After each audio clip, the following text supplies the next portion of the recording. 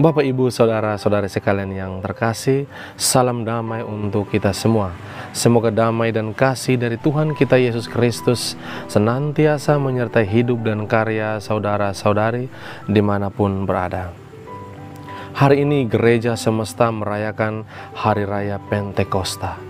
Pentakosta yang kita rayakan secara turun-temurun, di mana gereja merayakan dan sekaligus mewartakan hari turunnya Roh Kudus atas para rasul, di mana mereka dikuatkan dari ketakutan.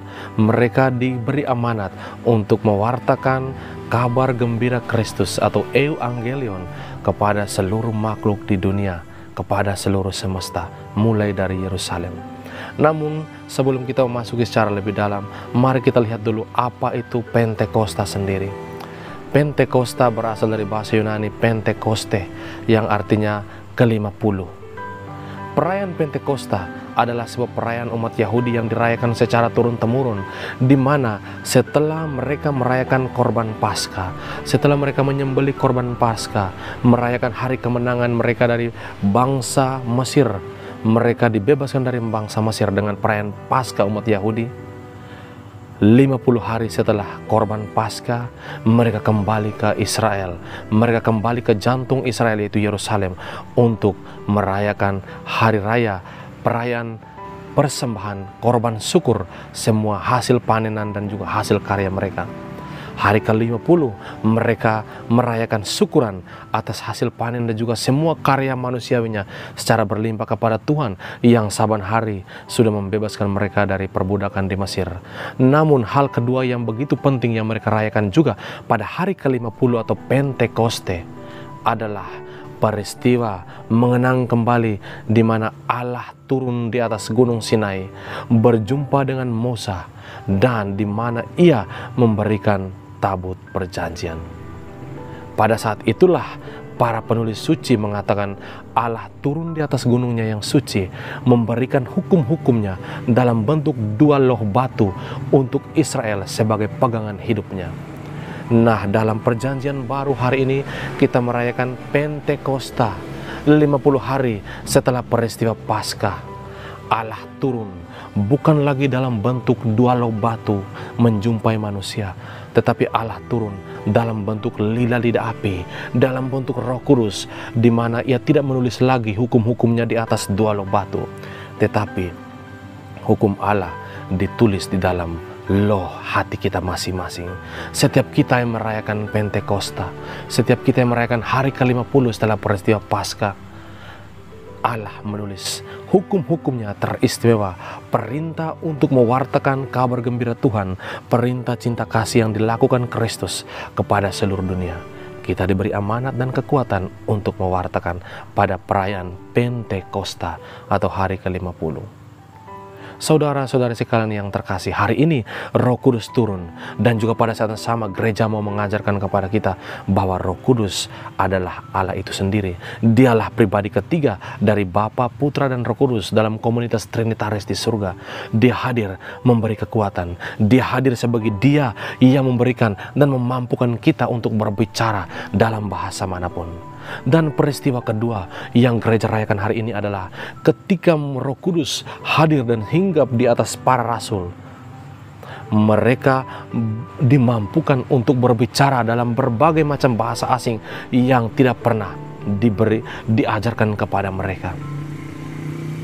Dan hari inilah gereja menginterpretasi kepada kita, bukan hanya mereka mampu atau belajar bahasa asing, tetapi itu adalah sebuah mujizat, pemberian yang bersifat mistik, di mana mereka mampu mewartakan kabar gembira Tuhan dimengerti oleh seluruh bangsa dan bahasa.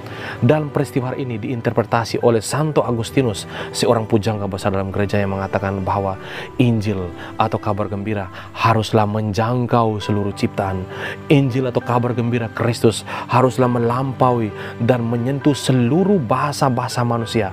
Oleh karena itu, Injil harus dimengerti dan dipahami dengan bahasa manusia. Dan hari ini peristiwa besar, mujizat, mengapa para rasul mampu berbicara dan menyatukan semua perbedaan bahasa yang berada di Yerusalem pada waktu itu. Saudara-saudara sekalian yang terkasih, untuk memahami peristiwa hari ini secara lebih mendalam, mari kita kembali ke dalam perjanjian lama. di mana peristiwa Menara Babel.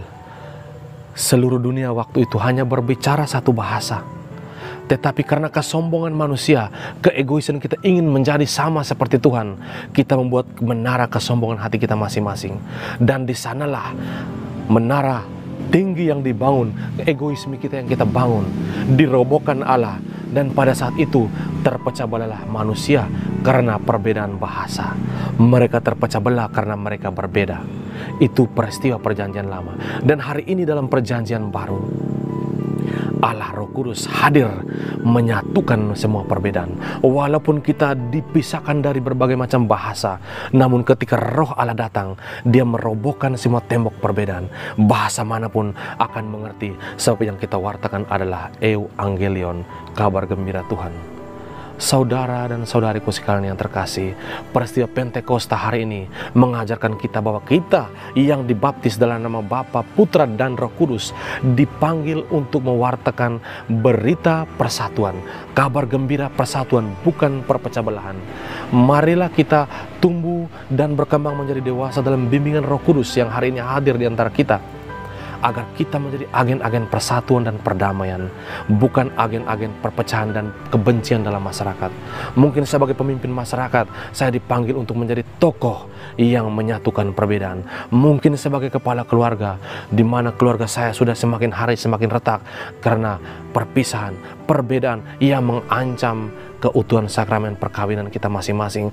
Mari kita berpelukan, sebab Roh Kudus adalah Roh yang berkuasa menyatukan kita dan membawa kita semua yang bersatu kepada Kristus yang bangkit jaya. Saudara-saudara sekalian yang terkasih, Pentakosta, peristiwa mulia, hari ke-50, di mana Allah datang menjumpai kita dan Allah menjamah semua perbedaan kita. Kita dipanggil selain menjadi agen persatuan di seluruh gereja dan dunia dan juga masyarakat dan bangsa, kita juga dipanggil sebagai pribadi-pribadi yang menjadi inspirasi bagi kaum muda dan sesama kita untuk berdiri dan setia pada Injil Kristus. Mereka yang takut adalah mereka yang tidak mau menerima Roh Kudus. Mari kita renungkan bersama, dan semoga Allah Roh Kudus senantiasa menjadi satu-satunya inspirasi dan kekuatan hidup panggilan kita masing-masing.